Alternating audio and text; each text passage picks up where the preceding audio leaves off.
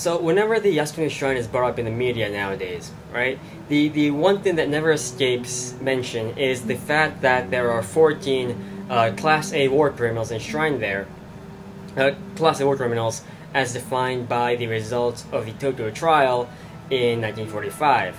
Now, in fact, here's an example from last month, August of 2015. Japan's First Lady, Akie Abe, has again visited the Yasukuni Shrine, which honors millions of Japanese war dead, including convicted Class A war criminals. As you can see, the one thing that is present at the very start of the paragraph, right after the mention of the Yasukuni Shrine itself, is the fact that there are Class A war criminals enshrined there. Now, what I don't understand is why this specifically is an issue. Now, I do get the entire, aversion to having war criminals enshrined or upheld in high esteem in any way, shape, or form. That isn't what I'm, confused about. What confuses me is why specifically the Class A war criminals. Because the actual definition of a Class A war criminal, as defined by the Tokyo trial, is thus. Following the model used at the Nuremberg trials in Germany, the Allies established three broad categories. Class A charges alleging crimes against peace were to be brought against Japan's top leaders who had planned and directed the war.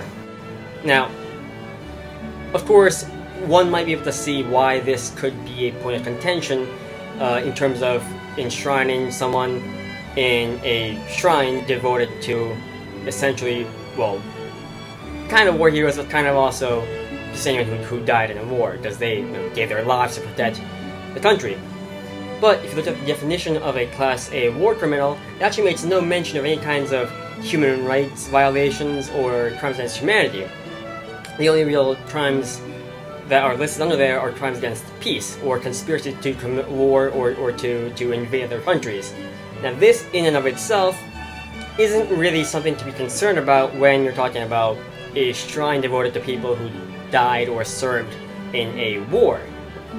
I mean, you have statues of Napoleon Bonaparte, I assume, against which people really don't have any aversion, even though he, conducted and planned out and conducted a large-scale war that took over most of Europe, most of Western Europe, and killed hundreds of thousands of people.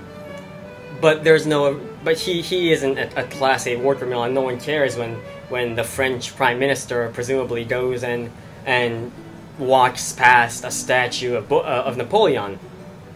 Or you look at Augustus Caesar.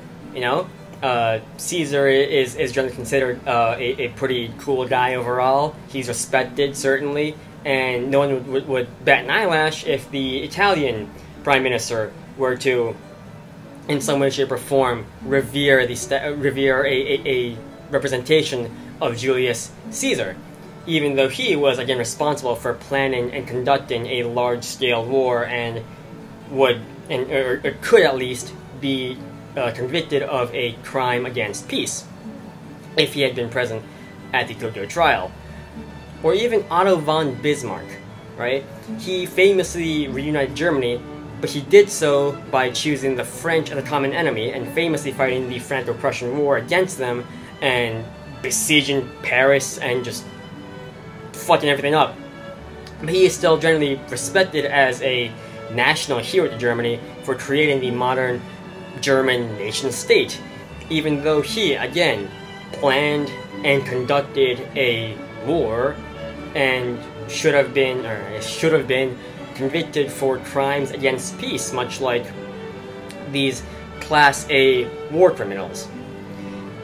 Really, it seems as though the only reason that anyone really mentions these Class A war criminals is because it sounds big and scary when you say someone is a Class A war criminal.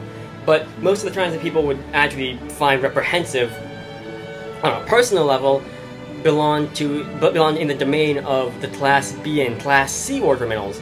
Those were the criminals who were convicted for crimes against humanity or crimes of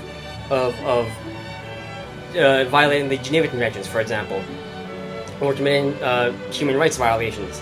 Those are the criminals who, if you met on the street, would be more inclined to, for example, punch in the face.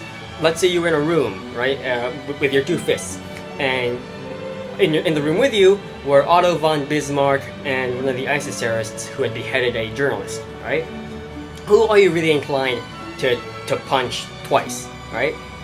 Bismarck, or a guy who chopped someone's head off for no real reason, right? One of them is a Class A war criminal, but he probably isn't the one who you'd be punching in the face, or I should say someone who would be a Class A war criminal.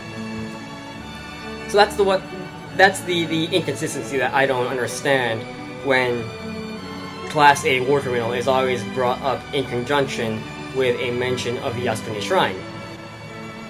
That's really it for this video.